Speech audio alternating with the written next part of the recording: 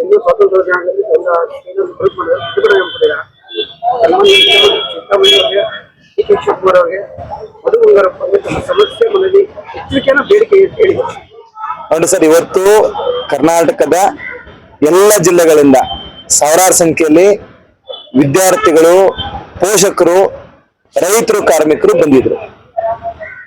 ಅವ್ರದ್ದು ಆಗ್ರಹ ಏನಂತಂದ್ರೆ, ಏನ್ ಕರ್ನಾಟಕ ಸರ್ಕಾರ ಬಡವ ಮಕ್ಕಳಿಗೆ ನಾವು ಗುಣಮಟ್ಟದ ಶಿಕ್ಷಣ ಕೊಡ್ತೀವಿ ಅನ್ನೋ ಹೆಸರಲ್ಲಿ KPS ಶಾಲೆಗಳನ್ನ ಆರಂಭ ಮಾಡಿ ಹಳ್ಳಿಯ 40,000ಕ್ಕೂ ಹೆಚ್ಚು ಸರ್ಕಾರಿ ಶಾಲೆಗಳನ್ನ ಏನ್ ಕ್ಲೋಸ್ ಮಾಡ್ತಾ ಇದೆ ಸರ್, ಅದನ್ನ ವಿರೋಧಿಸಿ ಇಲ್ಲಿ ಇವತ್ತು ಫ್ರೀಡಂ ಪಾರ್ಕ್ ನಲ್ಲಿ AIDS ವಿದ್ಯಾರ್ಥಿ ಸಂಘಟನೆ ಒಂದು ಲೀಡರ್ಶಿಪ್ ಅಲ್ಲಿ ಇವತ್ತು ಸಾವಿರಾರು ಸಂಖ್ಯೆಯಲ್ಲಿ ಪಾಲಕರು ಬಂದು ಸರ್ಕಾರದ ವಿರುದ್ಧ ಆಕ್ರೋಶವನ್ನ ವ್ಯಕ್ತಪಡಿಸಿದ್ದಾರೆ. ರಾಜ್ಯ ಮಟ್ಟ ಸಮಾವೇಶದಲ್ಲಿ ಬಂದಿದ್ದಾರೆ. ಗೌರ್ಮೆಂಟ್ಗೆ ಜನಗಳು ಕೊಟ್ಟರೆ ಎಚ್ಚರಿಕೆ ಏನಪ್ಪಾ ಅಂತಂದ್ರೆ, ನಾವು ಯಾವುದೇ ಕಾರಣಕ್ಕೂ ನಮ್ಮ ಊರಿನಲ್ಲಿ ಒಂದೇ ಒಂದು ಸರ್ಕಾರಿ ಶಾಲೆಯನ್ನ ಮುಚ್ಚಲಿಕ್ಕೆ ಬಿಡೋದಿಲ್ಲ. ಒಂದು ವೇಳೆ ಸರ್ಕಾರ ಈ ಒಂದು KPS ಮ್ಯಾಗ್ನೆಟ್ ಯೋಜನೆಯನ್ನ ಹಿಂಪಡಿದೇನೆ ಒಂದು ನಿರ್ದಾಕ್ಷಿಣ್ಯವಾಗಿ ಮುಂದುವರೆದಿದ್ದೆ ಆದ್ರೆ ಜನಗಳ ಸರ್ಕಾರಕ್ಕೆ ಬುದ್ಧಿ ಕಲಿಸಬೇಕು ಅನ್ನೋ ನಿರ್ಧಾರ ಮಾಡಿದ್ದಾರೆ ಸರ್. ಇದೇ ಒಂದು ಎಚ್ಚರಿಕೆಯನ್ನ ನಾವು ಈ ಮುಖಾಂತರ ಸರ್ಕಾರಕ್ಕೆ, ಮುಖ್ಯಮಂತ್ರಿಗಳಿಗೆ, ಸಚಿವರಿಗೆ ಹೇಳಕ್ಕೆ ಇಷ್ಟಪಡ್ತಾ ಇದ್ದೀವಿ. ಮಧು ಬಂಗಾರಪ್ಪ ಶಿಕ್ಷಣ ಸಚಿವರಾಗಿದ್ದಾರೆ. ಹೇಳ್ತಾರೆ, ಯಾವುದೇ ಸರ್ಕಾರಿ ಶಾಲೆಗಳನ್ನ ನಾವು ಮುಚ್ಚೋದಿಲ್ಲ, ಆ ಸರ್ಕಾರಿ ಶಾಲೆಗಳನ್ನ ಪ್ರಾಮುಖ್ಯತೆ ಕೊಡ್ತೀವಿ ನಮ್ಮ ಸರ್ಕಾರ ಅಂತ ಹೇಳ್ತಾರೆ. ನೋಡಿ ಸರ್, ಈಗ ಅದು ಮಂತ್ರಿಗಳ ಭಾಷಣ ಆಯ್ತು. ಭಾಷಣ ಬೇರೆ, ಆದೇಶ ಬೇರೆ.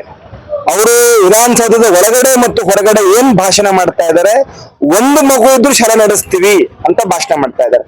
ಆದ್ರೆ ಶಿಕ್ಷಣದ ಇಲಾಖೆ ಮುಖಾಂತರ ಆದೇಶಗಳನ್ನ ಹೊರಡಿಸಿ ಇವತ್ತು ಒಂದು ಶಾಲೆಯನ್ನ KPS ಮ್ಯಾಗ್ನೆಟ್ ಶಾಲೆಯಾಗಿ ಮಾಡಬೇಕು, ಸುತ್ತ 5 ಕಿಲೋಮೀಟರ್ ವ್ಯಾಪ್ತಿ ಶಾಲೆಗಳನ್ನ ಆ ಶಾಲೆಗೆ ಜೋಡಿಸ್ಬೇಕು, ಅಂದ್ರೆ ವಿಲೀನ ಮಾಡ್ಬೇಕು. ಅರ್ಥ ಸ್ಪಷ್ಟವಾಗಿ ಹೇಳ್ಬೇಕಪ್ಪ ಅಂತಂದ್ರೆ, ಅಕ್ಕಪಕ್ಕದ ಶಾಲೆಗಳನ್ನ ಮುಚ್ಚಿ ಒಂದು ಶಾಲೆ ತೆರೀಬೇಕು.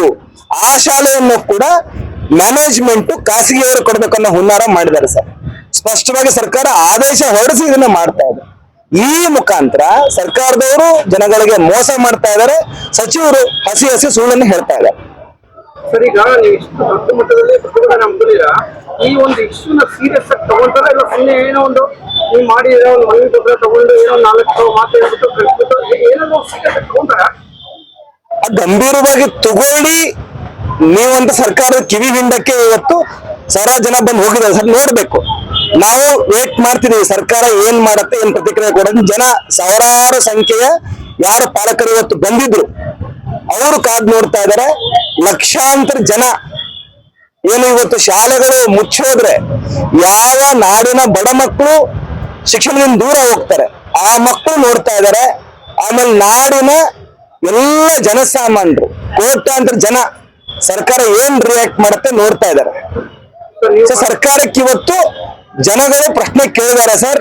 KPS ಶಾಲೆ ಮುಚ್ಚಿ ನಮ್ಮೂರಿನ ಶಾಲೆನ ಸರಿಯಾಗಿ ಸೌಲಭ್ಯಗಳನ್ನ ಕೊಟ್ಟು ಅಭಿವೃದ್ಧಿ ಮಾಡಿ ಅಂತ ಕೇಳಿದ್ದಾರೆ.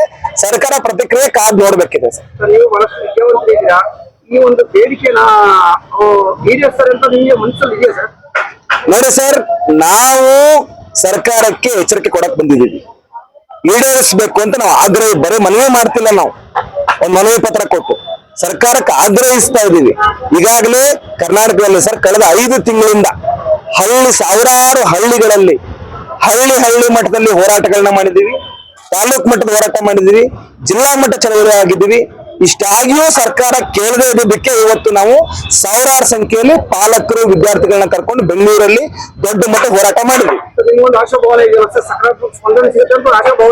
ನಮಗೆ ನೋಡಿ ಸರ್, ಜನಗಳ ಹೋರಾಟದ ಶಕ್ತಿ ಮೇಲೆ ನಮಗೆ ನಂಬಿಕೆ ಇದೆ. ಜನ ಗಟ್ಟಿಯಾಗಿ ನಿಂತ್ಕೊಂಡು ಧ್ವನಿ ಎತ್ತರೆ ಸರ್ಕಾರಗಳು ಆ ಜನಗಳ ಕೂಗನ್ನ ಕೇಳಬೇಕಾಗತ್ತೆ ಅನ್ನೋ ಈ ಒಂದು ನಿರೀಕ್ಷೆಯನ್ನ ನಾವಿವತ್ತು ಜನ ಹೋರಾಟದ ಶಕ್ತಿಯಿಂದ ಸರ್ಕಾರದ ಮೇಲೆ ಇಟ್ಟಿದ್ದೀವಿ. ನೋಡೋಣ ಗೌರ್ಮೆಂಟ್ ಏನ್ ಮಾಡುತ್ತೆ. ಸರ್ಕಾರ ಒಂದು ವೇಳೆ KPS ಮ್ಯಾಗ್ನೆಟ್ ಯೋಜನೆ ವಾಪಸ್ ತಗೊಂಡಿಲ್ಲ ಅಂದ್ರೆ ಸರ್, ಇವತ್ತು ನಾಡಿನ ಹಳ್ಳಿಯಲ್ಲಿ ನಾಳೆ ಜೂನಲ್ಲಿ ಅಧಿಕಾರಿಗಳು ಬರ್ಲಿ, ಜನ ಅವರಿಗೆ ಸರಿಯಾಗಿ ಪಾಠ ಕಲಿಸ್ತಾರೆ.